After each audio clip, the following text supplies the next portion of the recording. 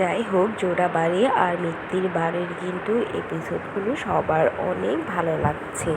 তো চন্দ্রাশিস তো দেখছি এবার ধ্রুব মিত্তিরকে শ্যামলীর প্রেমিক ভেবে বসে গেছে। হ্যাঁ ভিউয়ার্স, যখন সমস্ত পথ বন্ধ হয়ে যায় তখন ধ্রুব আর অনিকেত শ্যামলী মানে বর্ণমালাকে চন্দ্রাশিসের চোখ এড়িয়ে পালিয়ে নিয়ে যাওয়ার প্ল্যান করে।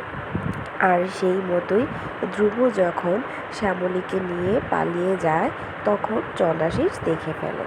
চন্দ্রাশিস ভাবে শ্যামলীকে যে ছেলেটি নিয়ে পালাচ্ছে সেটি বোধহয় শ্যামলীর প্রেমিক, যার নাম কিনা শ্যামল। ফলে সে ধ্রুবকে শ্যামল বলে ডাকতে থাকে চন্দ্রাশিস। কিন্তু ধ্রুব আর অনিকেত শ্যামল নামটা শুনে হচকিয়ে যায়। আর অনিকেত আর ধ্রুব শ্যামলী ধরা পড়ে গেছে দেখে অনিকেত মাথায় হাত দিয়ে বসে পড়ে। তবে তারা কোনো মতেই চন্দ্রাশিসের নজর এড়িয়ে পালিয়ে আসে। এমন এসে তারা রিসোর্টের ঝোপঝাড়ের মধ্যে লুকিয়ে পড়ে। কিন্তু চন্দ্রাশিস তো ছাড়ার পাত্র নয়, তাই সে তার পিস্তল নিয়ে শ্যামলী ও ধ্রুবকে ফলো করা শুরু করে। শুধু তাই নয়, সে এলোপাথারি গুলি চালাতে চালে।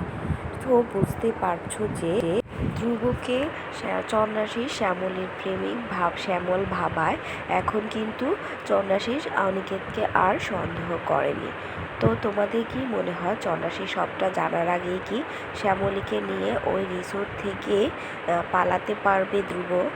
জানতে হলে তো অবশ্যই কোন গোপনে আর মিত্তির বাড়িতে চোখ রাখতে হবে। তবে অন্যদিকে দেখে ভালো লাগবে যে দীর্ঘ 2 বছর পর জোড়াবাড়ির সকলের সাথে দেখা হবে শ্যামলীর। তো ভালোই লাগছে কিন্তু মহাসংগ্রামের পর্বগুলো। গত পর্বে আমরা দেখেছিলাম শ্যামলী আর অনিকেত যায় বৈদ্যনাথ মন্দিরে। সেখানেই দেখা হয় জোনাকির সঙ্গে। জোনাকির অনুরোধে তারা মিত্তি বাড়ি যায়। পরিচয় হয় ধ্রুব আর তার পরিবারের সঙ্গে। এমন এক পরিস্থিতি তৈরি হয় যাতে পুরো মিত্তির বা পরিবার এসে ওঠে জোড়াবাড়িতে। অন্যদিকে শ্যামলী নিজের চাল সাজতে শুরু করে চন্দ্রাশিস। কারণ জোনাকি যখন মন্দিরে যায় তখন জোনাকিকে কিছু গুন্ডারা হামলা করে। আর অনিকেত শ্যামলী বাঁচায়, তার জন্য জোনাকি শ্যামলী আর অনিকেতকে তাদের বাসায় নিয়ে আসে। মানে তারা দিতে আসে জোনাকিকে তাদের মিত্তির বাড়িতে। তো মহাসংগ্রামের 2 দিনের পর্বগুলো কিন্তু খুব ভালো গিয়েছে। তো আমরা সামনের পর্বগুলো আশা করি ভালো দেখতে পাবো।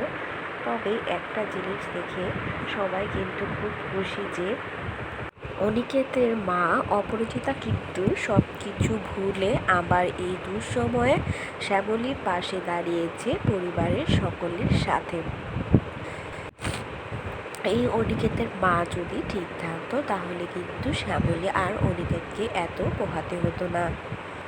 তো যাই হোক, ওনার পরিস্থিতি দেখে উনি সবার সঙ্গ দিয়েছে, এটা দেখে খুব ভালো লাগলো।